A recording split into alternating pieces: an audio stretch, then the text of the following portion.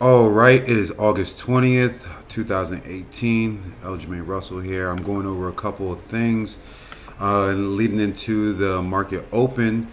Around 8:30, I try to be prepared, but I kind of just want to go over a little bit of my game plan that I've had for a couple of stocks that I'm looking at right now, or I'm currently in. One of them is Roku.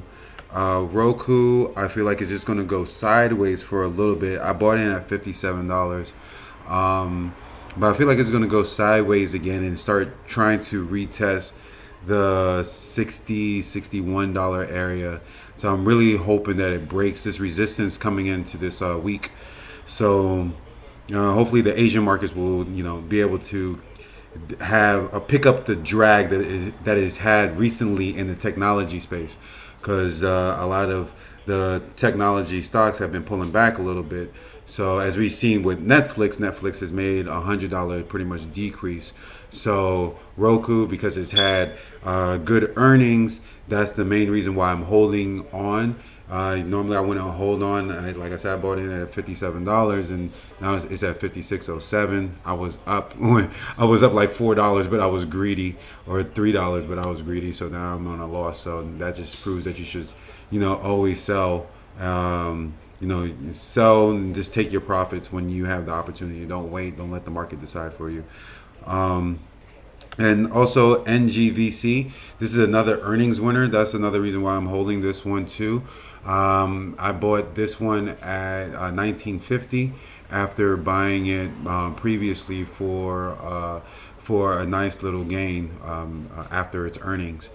So that's why I bought right back in, because I felt like it was going to go back up again. So with NVGC, like I said, it's at 1950. And right now I think it wants to pull back down to the 1790s. So I am only going to risk down to 1850 at most. This stock does like to percolate up high after in the mornings. So when I was looking at it on the 5-day chart, to show you, in the mornings it likes to perk up. Excuse me. Even up here, it started to perk up, and this is like really in pre-market territory. So when it starts to perk up like that, at least I'll know that it has some type of opportunity to go towards the upside. But something like this on this day, on Wednesday, when I saw that it was going to make the turn after it made this run, and like I said, I bought it in 1950 thinking that it was going to actually do some more damage, and it didn't. It came back, and so I'm hoping that it can just come back to the 19s, and maybe I'll just sell for a loss. This will probably be like, right now I'm not in a good position, so there's no real other way to say it, but I probably should just sell this one. Maybe I can hope for it to hold 1870 and then bounce up and test the 1930s possibly. But if it can't pass 1930, then more than likely it'll probably start going towards the downside, the way that the year chart looks.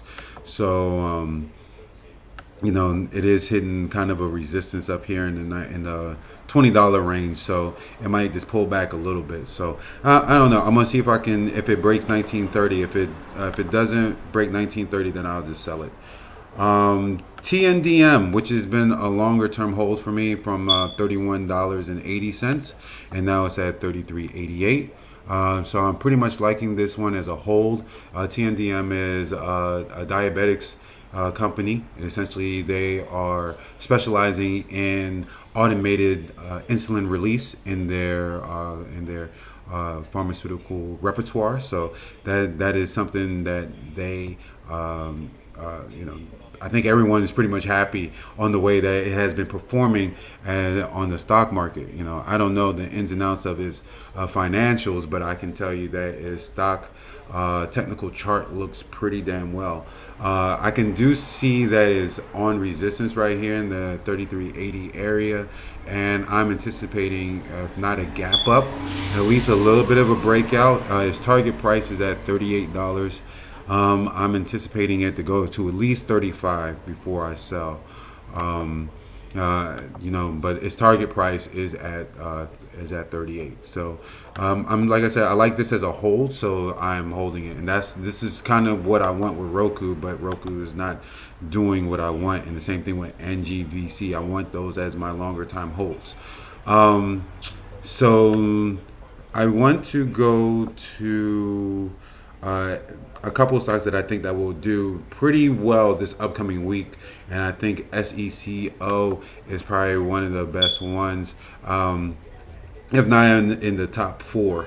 SECO, it has been, it fits everything in the criteria, but right now it is actually at a breakout point where it can test its all-time high, which is at 1548.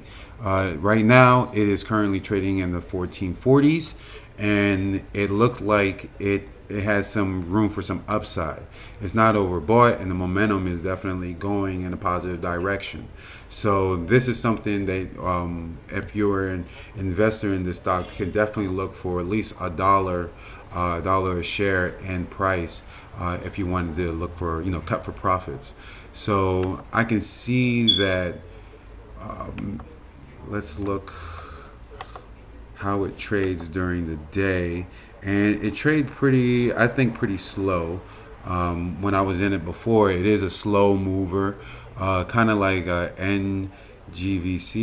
It kind of moves slow, but it always has room for morning spikes, and gradual uptrends during the day. So it has been doing that thus far.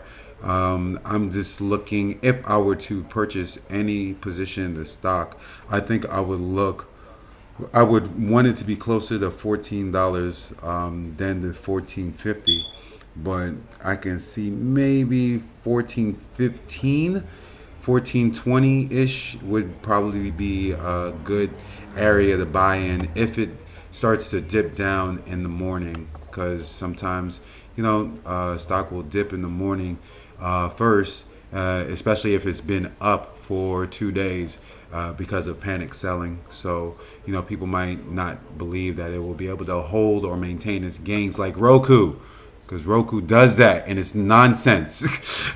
Sometimes I wish Roku would just hold its gains. There are times during the day where Roku will go like $3 and then just give all of its gains back, like, I don't want it. Here, take it back, market, take it back. So, sorry. Anyway, back on SECO. SECO is, like I said, it's moving pretty well, and it has been uptrending for, like, I say give it a $2 range anytime it like bounces off of the 100-day moving average. So from 1190s to the 1420s, that's about $2.25 or so. So right now it is about $1.50. So yeah, so I could say probably about another $1.50 you could probably get out of this trade, possibly $1.50 if you were to get in at the right spot. So like 14.20 would probably be the best entry to get in at. So I'll just put just an alert just so I'll know and I can watch it. I'm not thinking about making a trade tomorrow, but if the market presents me with opportunities of profiting, then we will see. All right, so let's just put a tag there. MDLY, I don't know why, but you look weird. It looks weird. It's trading sideways, but it has these little micro spikes in there, and it did just have earnings, and it spiked off of earnings. It's over the 100-day moving average. It's really moving in a bullish direction. It is overbought, but I do think that it has at least another 30 cents on it. Would I play this? Not really. But I do want to see what it will do as far as movement is concerned. Like I said, it is overbought, and I've been watching stocks that have been overbought. Most of the stocks that are on this list have been overbought at one point or another before pulling back and then spiking. So, so I do like looking at the stocks that are in play, and even though it is overbought, it does give some type of sign saying that it's in play. So that's why I'm here to watch it and see if I can actually make profits off of it. CORI, it is doing the little kind of close over the 100-day moving average. So this could be a fake out breakout. The 100-day moving average on the year chart, so it looks like it could be a fake out breakout. I'm not sure, but it did break out the last time it tested the 100-day moving average, which is okay with me. And during that time, it was an earnings winner, so it could possibly come back. But if we know when it does kind of hit resistance or any type of overbought predicament, it does tend to pull back really, not really quickly, but at least over a span of 2 days.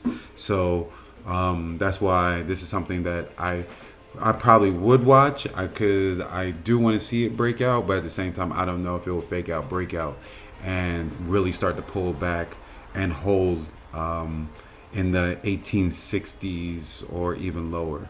I said 860s or lower. So this is not something.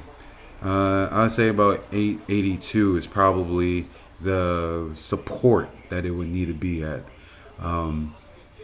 So this is something that it seems pretty interesting of a move that it could possibly do, but we'll see when the market opens. Obviously, I'm not a soothsayer, but I do like to kind of speak a lot of these charts out, and it kind of helps me get a sense or an idea of where stock could go. RYAM,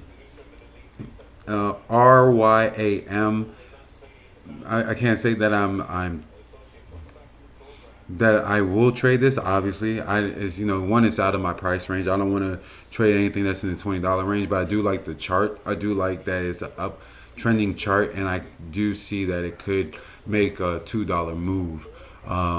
So that's why I'm watching it. It has opportunities where it can make, it will go into a range and continue to break out. So if there is an opportunity to actually buy in on this stock itself, like I said, I would look at, wrong time frame. There we go, Jermaine. I would be looking closer to the 2080 area, even though it got there already during the trading day on Friday. I always feel like it can always test that again sometime during the day. And as we see during the morning times, sometimes it will come down. It came down 2 mornings in a row before spiking the day on that Friday. Before that, what did it do before that? Let's go 15 days. In 15 days, on the 5-minute chart, it did go down first 5 minutes. Sometimes it traded sideways. This one is spiked, came down a bit, spiked, and this is when it started coming down during the morning times. And then it even came down more during the morning time. So when it came down in the morning, see, it comes down in the morning. So if it's going to do anything, it will probably come down in the morning before going back up. So if it could retest that 2070, 2080-ish area before going up, showing signs that it will go up, I think that will probably be the best entry move to get in on this stock and and anticipate more of an upside. Next, I will go to is PXLY. I guess I'm just kind of just breaking down the charts to see like what price movements and stuff like that. I'm just kind of just going with the flow of. So I really don't have a format. If you've been watching for the past 10 minutes, I am just like just talking off the top of my head. So I just I just say don't take all my words for golden. Don't this is not financial advice. These are just things that I hope that I can see the future when it comes to market behavior. And I am not telling you that you should buy any of these stocks or securities, because this I do not get paid to do that. I am not a registered broker.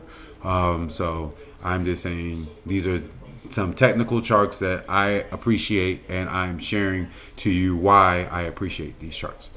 So PXLY, this is an earnings winner, but it has, even though after it went over on the earnings, it kind of like it held the 100-day moving average, but it came back down. And this is what I was talking about with that fake out breakout with the other earnings winner. I think that was RYAM.